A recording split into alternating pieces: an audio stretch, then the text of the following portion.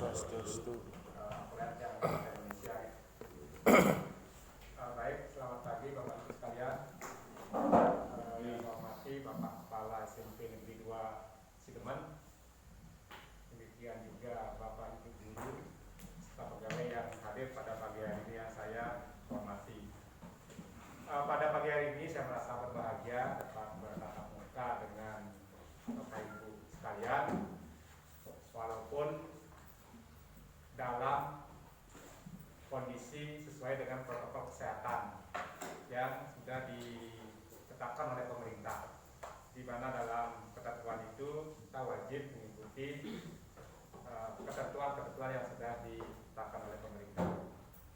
Di sisi lain, kita selaku guru, selaku ASN wajib melaksanakan tugas sesuai dengan tupoksi kita masing-masing.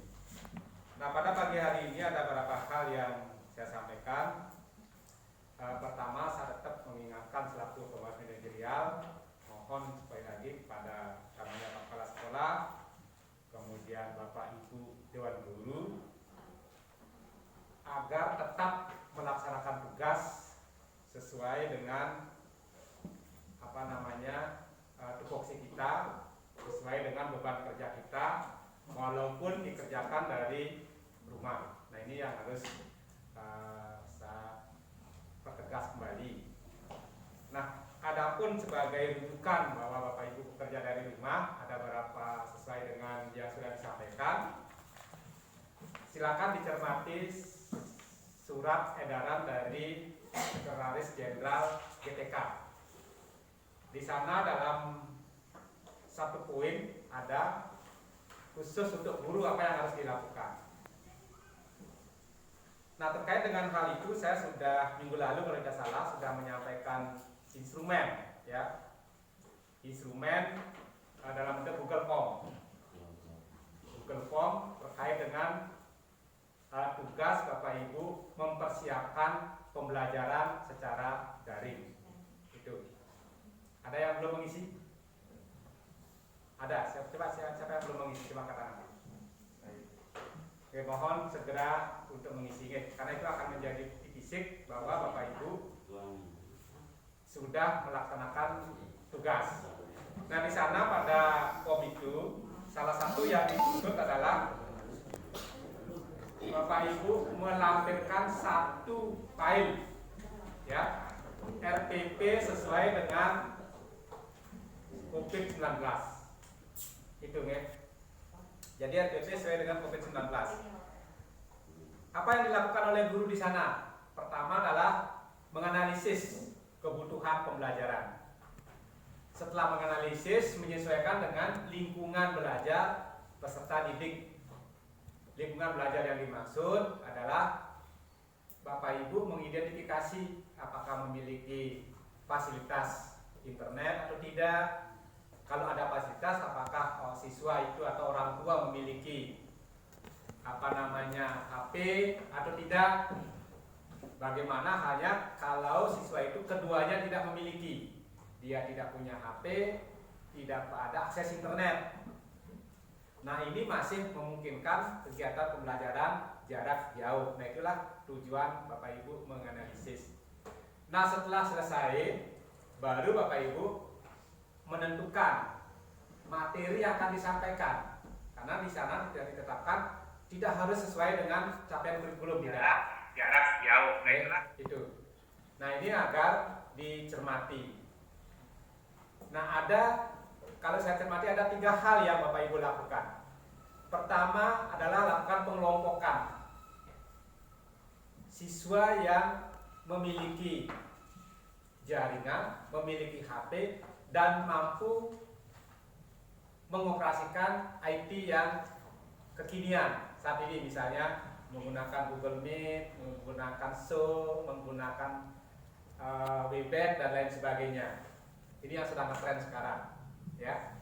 Kemudian yang kedua, klasifikasi kelompokan siswa yang hanya memiliki fasilitas HP baik dirinya sendiri atau orang tua. Tentunya yang kedua ini tugasnya nanti bisa berbeda. Kemudian yang ketiga, kelompokan siswa yang tidak sama sekali memiliki fasilitas itu. Nah, kalau yang pertama memiliki, berarti Bapak Ibu bisa melakukan daring secara langsung, tatap muka dalam secara daring, menggunakan Zoom-kah, seberapa siswa yang bisa dikelompokkan. Tidak mesti sekarang satu kelas, tidak. Ya. Jadi misalnya mengajar 5 kelas, dari 5 kelas itu Bapak Ibu mengidentifikasi. Oke, itu yang maksud. Nah, ketika yang tidak yang pertama itu sudah bisa dilalui, tentunya bentuk RPT-nya berbeda. Jadi menyampaikan pembelajaran secara langsung lewat daring. Kemudian yang kedua melalui, kalau hanya memiliki HP dan berbasis Android, melalui WA group kan, kirim modul tugas-tugas dikirim ya setiap pagi. Tentukan jamnya. Jadi supaya anak-anak itu disiplin, paling lambat jam sekian harus sudah ngumpul tugas. Itu paket. Ya, ketika tidak ngumpul bagaimana? Hubungi siswa yang bersangkutan, hubungi orang tua yang bersangkutan. Nah, itu yang dilakukan. Sehingga kecenderungan anak itu tidak belajar, lupa dengan dirinya sendiri, ya, larut dengan kesehariannya di rumah atau malas bangun dan sebagainya, ya. Itu masalah itu sebenarnya kan. Nah, itu bisa tereliminasi. Nah, yang ketiga, ketika anak-anak itu tidak memiliki sama sekali, bisa digunakan dalam bentuk tugas literasi. Ya, dititip modul, dititip melalui kepala dusun atau kepala lingkungan, teman terdekat. Ya, kalau di 3 segmen itu dibuat satu koordinator. Koordinator itulah yang datang ke temannya, ngambil tugasnya. Koordinator itu memotret, kirim ke sekolah. Itu. Nah, koordinator itulah yang dibiayai oleh sekolah. Diberikan voucher dan sebagainya. Kan kalau yang anak-anak tidak memiliki sama sekali, dikasih voucher kan juga nggak ada manfaatnya kan. Nah itu yang sudah dilakukan oleh sekolah teman kita. Nah, itu yang dia maksud. Nah, kenapa ini tidak pertegas? Karena Bapak Ibu selaku guru beban kerjanya minimal tatap muka 24 jam. Dan zaman ini adalah zaman kerawanan bagi kita. Karena kita menerima tunjangan sertifikasi. Tolong nanti sekali lagi mohon kepada Bapak Ibu buat portofolio mingguan, bulanan, ya, masing-masing guru. Kan sudah surat dari dinas itu jangan sampai hilang, ya. Jadi buat portofolio. Kalau saya tetap setiap minggu buat tugas tanggal ini sampai tanggal ini setiap minggu, ya. Ada deskripsinya, kemana, apa yang disampaikan, apa tindak lanjutnya, ada tabelnya, ya, itu. Nah, Bapak Ibu juga diharapkan itu. Nah, ini sekali lagi karena siapa tahu nanti secara mendadak ada uji petik terkait dengan kinerja tunjangan sertifikasi. Nah, kemarin ada di salah satu dinas di Kota Karangasem bingung ya, apa bukti fisik saya sudah melaksanakan tugas. Sampai saya ada salah satu staf kemarin nelpon, gimana caranya Pak Latri? Saya bilang apa yang sudah dilakukan di HP itu di screenshot, ya. Tugas-tugas apa yang dilakukan di foto, screenshot, kirim. Itu. Nah, itu terkait dengan tugas, ya. Nah, kemudian setelah ini sudah berjalan kurang lebih dari 16 Maret sampai sekarang, Maret, April, Mei, 3 bulan ya. 3 bulan. Nah, saatnya sekarang di akhir tahun pelajaran ini Bapak Ibu melakukan identifikasi dan analisis permasalahan. Oke. Untuk nanti mengantisipasi di tahun ajaran baru. Tidak menutup kemungkinan dengan situasi new normal seperti sekarang ini, ya, ini akan berlanjut terus, ya. Menteri pun tidak berani memberikan statement bahwa akan dilaksanakan dalam waktu cepat. Hanya saja dipertegas tahun ajaran baru dimulai 13 Juli, bukan masuknya 13 Juli, tetapi tahun pelajaran baru. Ini tolong dicermati, jangan sampai nanti salah persepsi. Oke. Nah, terkait dengan itu tentunya nanti Bapak Ibu bisa menyampaikan, memberikan perencanaan. Oke. Nah, setelah hari ini dia akan buatkan, nanti tolong disiapkan juga instrumen terkait dengan penilaian. Oke. penilaian model penilaiannya nanti tetap saya minta file juga. Oke, ini sebagai bentuk pertanggungjawaban kami kepada atasan langsung kami, Bapak Ibu kepada kepala sekolah. Oke, jadi kepala sekolah kepada dinas pendidikan. Nah itu. Nah, analisis berbagai permasalahan itu sehingga nanti di tahun pelajaran baru dari sekarang lah Bapak Ibu sudah memiliki ancer-ancer. Yang paling mudah adalah lakukan yang tadi, ya, kelompokan itu, okay. Termasuk nanti mendatangkan anak dan sebagainya, itu bisa semua dilakukan. Kalau di satu atap Sangkan Gunung itu dilakukan literasi dia. Jadi diberikan jadwal, nomor absen sekian sampai sekian, datang dari jam sekian sampai sekian, ditunggu oleh gurunya, langsung diperiksa, dilihat, saya kebetulan melihat langsung. Diberikan feedback, ini beginikan, ini beginikan, ini beginikan, itu ulangan lagi. Itu dalam bentuk literasi dia, mingguan dikasih. Ya, semua mapel begitu. Jadi ada berjajar meja, kayak menerima berkas di depan kelas. Jadi satu-satu dia datang, masuk ke meja, diperiksa, sudah ulang, masuk lagi yang lain begitu. Jadi anak itu diberikan jadwal. Oke. Itu yang dalam bentuk literasi. Jadi kelompok yang ketiga. Oke. Itu mengidentifikasi.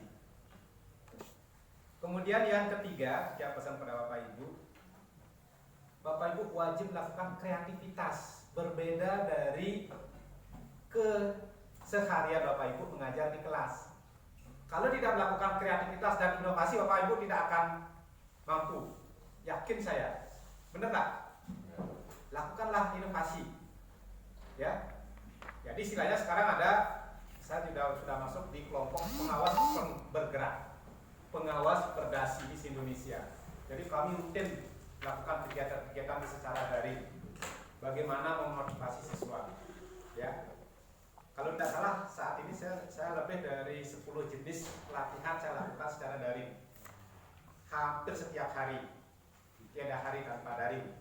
Itu, ya. Karena kebetulan menggunakan berbagai akses. Kangya borosan kedik gitu. Biasanya habis 50.000 paket kangya pakai satu kali kelas. Jadi double gitu. Tapi tidak apa-apa, ini untuk mendapatkan inovasi, ya. Nah, inovasi yang Bapak Ibu bisa lakukan, cobalah ada yang menggunakan Google Classroom. Google Classroom bisa untuk anak-anak. Sekarang saya sedang mengikuti juga ada psikologi. Bagus sekali membuat kelas daring, mengklasifikasikan anak-anak. Itu. Ada psikologi, ada kaisala gitu. Banyak yang bisa dilakukan. Ternyata dengan COVID-19 ini membuka wawasan kita. Oh, ternyata begini loh pembelajaran daring. Saya kemarin menjadi asesor di sekolah yang internasional, geleng-geleng kepala.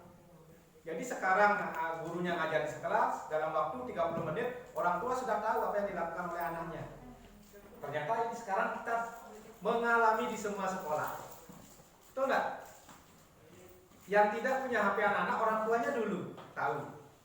Dikasih tugas, dibaca oleh orang tuanya, baru dikasih anaknya. Kan begitu sekarang kan? Jadi keterlibatan orang tua, parentingnya sekarang optimal. Itu. Saya juga mengikuti pelatihan parenting, ya, gitu. Nah, silakanlah berinovasi. Nah, supaya bisa berinovasi, bagaimana? Apa yang bisa dilakukan? Cari, ikuti kegiatan-kegiatan webinar sampaikan oleh Pak Kepala Sekolah tadi. Ya, kalau dia punya kesempatan, ada celah masih saya kirim linknya. Tadi juga saya sudah kirim linknya, mungkin bisa disebar karena ini tetap kita harus berpikir se-Indonesia, bukan satu kabupaten, bukan satu kecamatan. Begitu ada link segera daftar. Kota 100 misalnya, ya, yang daftar itu bisa 250.000. Mencari 100, gitu. Nah, kalau tidak cepat, tidak bisa, ya, itu. Saya sering sekali gagal daftar, ya. Saya sekarang APSI, kemudian PGRI di semua provinsi menyelenggarakan itu. Kemudian LP2KS, ya, yang nasional. Kemendikbud, kemudian Microsoft itu banyak sekali melakukan kegiatan-kegiatan diklat secara daring dan gratis. Kita dapat sertifikat 32 jam pusat lagi nasional. Enak enggak? Enak. Daripada kita ikut harus berangkat sekarang dari rumah, hanya modalin HP sama paketan, ya. Itu biasanya menggunakan Zoom karena Zoom paling murah. Gitu. Tapi kadang-kadang kelemahannya Zoom ada, orang lain bisa masuk. Gitu. Sering bocor gitu ya. Itu. Ya namanya barang murah dan gratisan kan biasa. Gitu. Kami juga di pengawas sekarang sedang menghimpun menggunakan yang berbayar. Ya sama-sama urunan 100.000 itu untuk selamanya, untuk 1 tahun ya. Sudah digunakan, kita tinggal buat jadwal. Nah, saya yakin Bapak Ibu yang muda-muda utamanya yang masih bergerak. Nah, dampingi Bapak Ibu yang kurang IT berdampingan, gitu. Bicara pengawas juga sama seperti itu. Ya. Itu silakanlah tingkatkan profesionalisme sesuai dengan surat edaran. Ini tidak lepas dari surat edaran nomor 15 dari guru diwajibkan berinovasi dan meningkatkan profesionalisme melalui e-diklat. Ya, e-diklat. Bagusnya begitu selesai kegiatan, sertifikat langsung dikirim. Jadi tidak nunggu lama-lama lagi gitu. Jadi yang ada di Kalimantan Barat ikut saya, kemudian di Lampung ada IGI saya ikut, IGI Bali juga saya ikut ya, sudah 2 kali ikut di IGI Bali. Itu PGRI sekarang PGRI di mana? Di Sulawesi Utara, ikut saya juga. Nah itu salah satu ya. Nah itu beberapa hal yang saya sampaikan. Kemudian terkait dengan kegiatan penilaian siswa yang terakhir. Intinya lakukan penilaian lebih banyak dalam bentuk unjuk kerja, ya. Dan hasil penilaian itu diupayakan tidak ada yang merugikan anak, terutama anak yang sekarang yang kelas 9, gitu. Silakanlah dilakukan kalau sesuai dengan aturan, itu menggunakan nilai semester 1 sampai 5 dan boleh ditambahkan kan begitu, yang semester 6. Kalau mau ditambahkan supaya Bapak Ibu anak tidak merasa dirugikan, Bapak Ibu sudah memberikan tugas, kemudian tolong diakomodir di sekolah, itu. Saya sudah pesan sebelumnya itu, sehingga nanti Bapak Ibu tidak merasa mubazir melaksanakan memberikan tugas kan. Anak-anak juga mengerjakan, ada hasil. Artinya apa? Nilai di rata-rata semester 1 sampai 5 itu nanti di ijazah bisa berbeda sedikit, kan itu. Bisa diuntungkan anak-anak sedikit. Gitu. Apalagi anak-anak yang sekolah-sekolah yang sudah memberikan soal ujian. Kalau di satu Sidemen saya lihat menggunakan Google Quiz, ya. Kebetulan hanya dari satu sekolah itu hanya 26 anak yang tidak memiliki fasilitas itu. Itulah yang dibawakan secara luring namanya, di luar jaringan. Nah, itu intinya yang saya sampaikan. Mudah-mudahan rapat hari ini bisa memutuskan dan bisa dibuatkan kita acara bahwa semua anak itu bisa berhasil lulus itu. Tetapi sekali lagi penilaian hak prerogatif ada di Bapak Ibu. Ketentuan terakhir finalnya keputusan hasil rapat itu.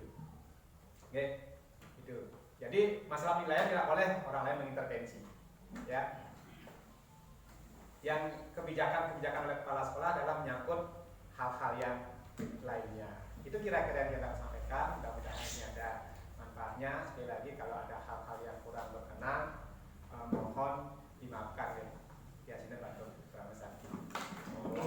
Santi.